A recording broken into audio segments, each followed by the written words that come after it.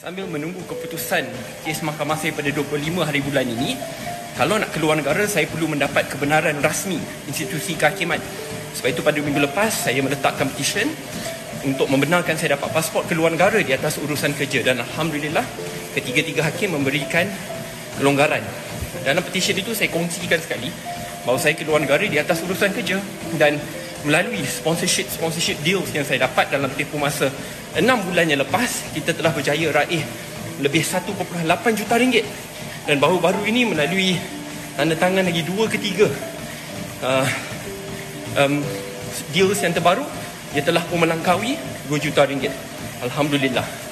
Dan lazimnya pasport ini disimpan kalau seseorang itu ada syak akan larikan diri dan tidak ingin dibicarakan di mahkamah.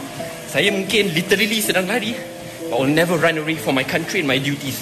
I want to fight in court and clear my name in court.